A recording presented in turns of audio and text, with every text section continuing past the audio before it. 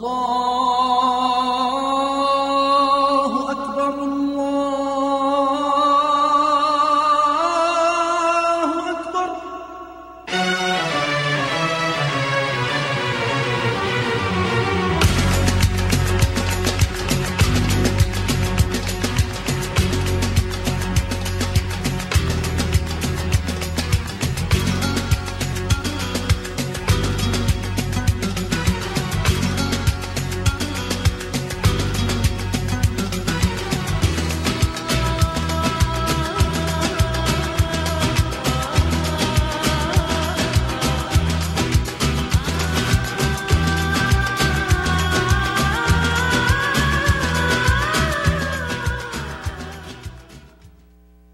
Good evening, I am Dr. Akl. I am a physician in Finland.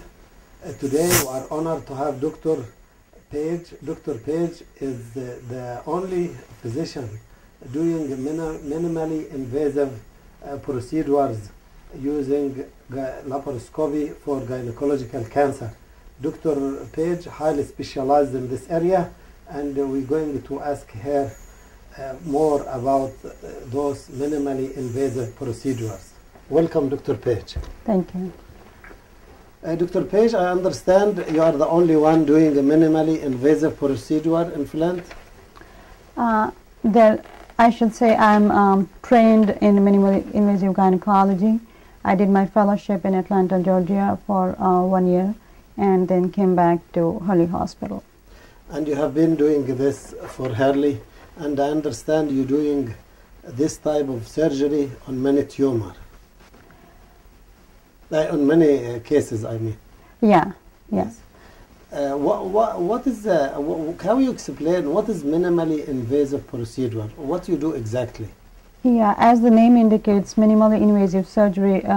Unlike traditional surgery, we make very small incisions for hysterectomies, myomectomies, ovarian cystectomies, and basically we use camera which is equipped with a fiber optic light and microscope, and then we can visualize inside organs on high definition monitors. So we make about 3 to 4 small half centimeter to 1 centimeter incisions, and depending on the type of the surgeries. And then once we have the proper view, then we use our instruments from other small incisions to do the surgeries. Okay, good. And how you compare that to an open surgery?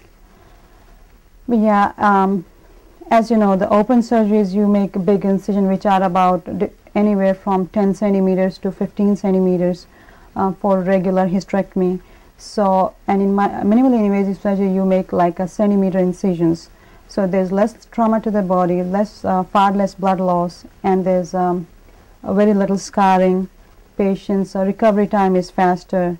Hospital stay is minimal. So and there are many benefits for the patients. And patients recuperate sooner? They do any kind of surgery, and that's a good thing about laparoscopic surgery, that any surgery you do, basically they heal from the small incisions you make. Most of the time they are up and about the same day, go home within 24 hours, and most of the patients, they are back to work within 2 weeks. Excellent. And could you tell me, you're doing specifically for gynecological conditions? Yes. Okay. Could you enumerate those conditions where you could do such a beautiful job? Yeah, like patients who have conditions we call fibroid uterus. These are benign tumors of the wall of the uterus. Patients with abnormal bleeding, uterine bleeding, patients with different kind of ovarian cyst or adnexal masses, the masses of tubes and ovaries. We can deal all these conditions with laparoscopic surgery. And then another part of minimally invasive surgery is hysteroscopy, where we have the lighted viewing instruments in which we don't even have to make the incision on the belly. We just go through the natural orifices, openings, and take care of the problems inside the uterus, like polypectomy, removing the polyps from the uterus, removing small fibroids from the uterus. So essentially, you do majority of surgeries, essentially? essentially you can do most of these regular surgeries, everyday surgeries with minimally approach. Do patients know about that? Patients do have, educated patients do have awareness, but I think that's another part we have to deal with. Patients we need to make them more aware of these options, so that when they go to their gynecologist, they talk about it, and hopefully people who do not perform these surgeries for patients' benefit, they should probably refer these patients to people who can do these surgeries.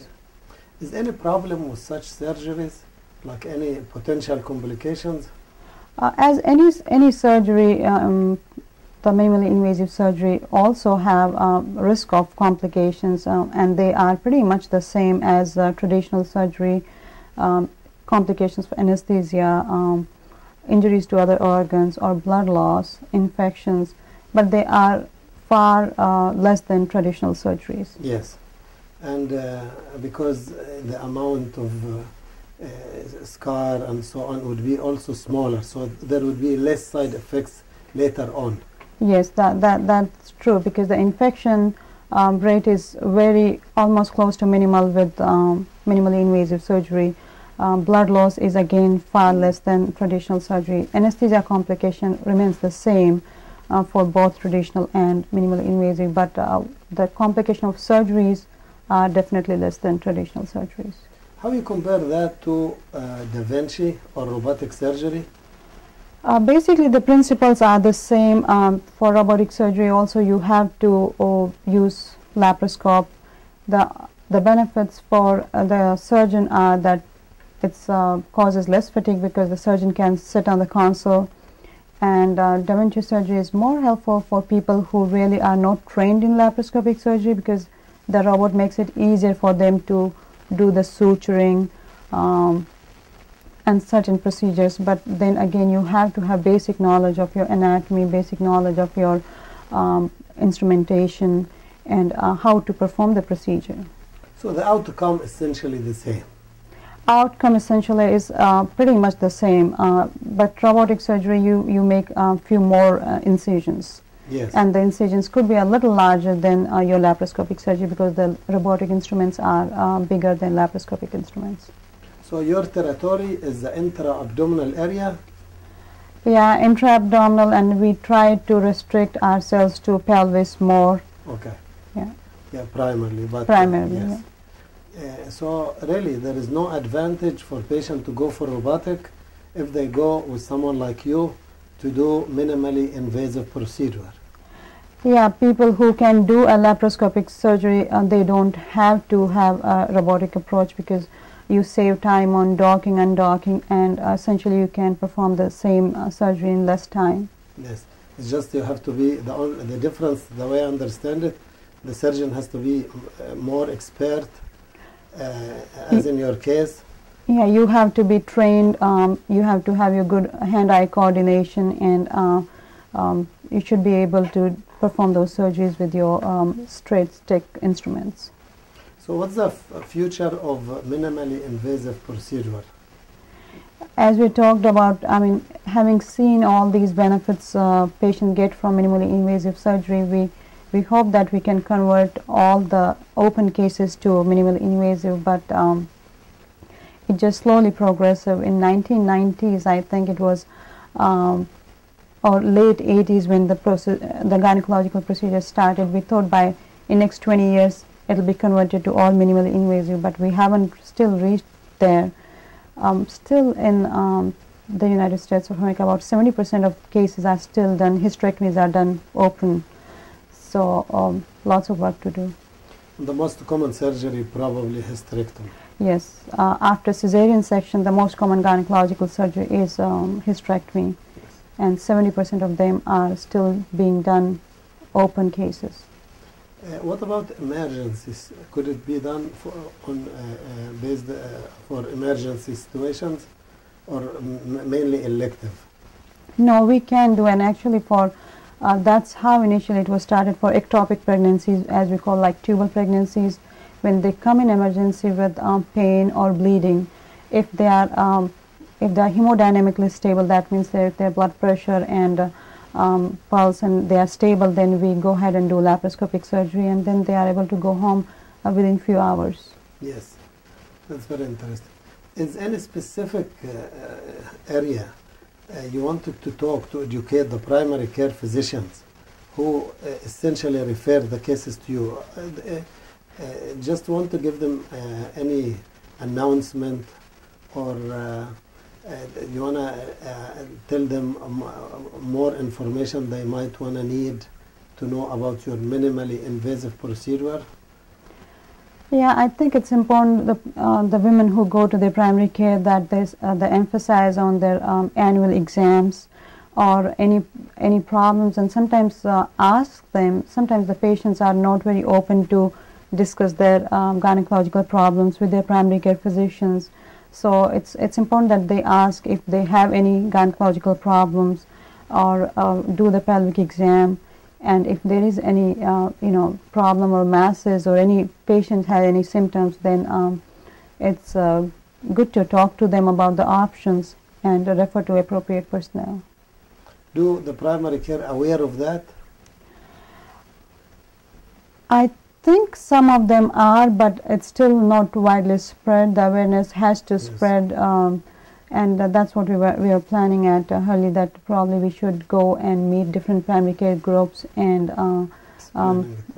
spend some time with them, and maybe make a small presentation about minimally invasive surgery in gynecology, and that way people will know that we are doing these surgeries here. Will be more aware of it. They'll be more aware of it, yeah. Before talking to the patients, I want to ask you, after you do your surgeries, you follow them up and so on, same like other surgeries. Could you comment on the follow-up after minimally invasive procedures? Usually I feel, and where I was trained, either the physician himself or the office staff, they'll call the patient, because most of our patients, they'll go home the same day. So we try to call them next day and see how they're doing.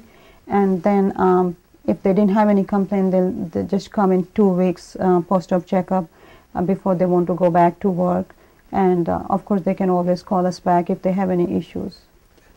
What advices you could give to the patients in regard to minimally invasive procedures?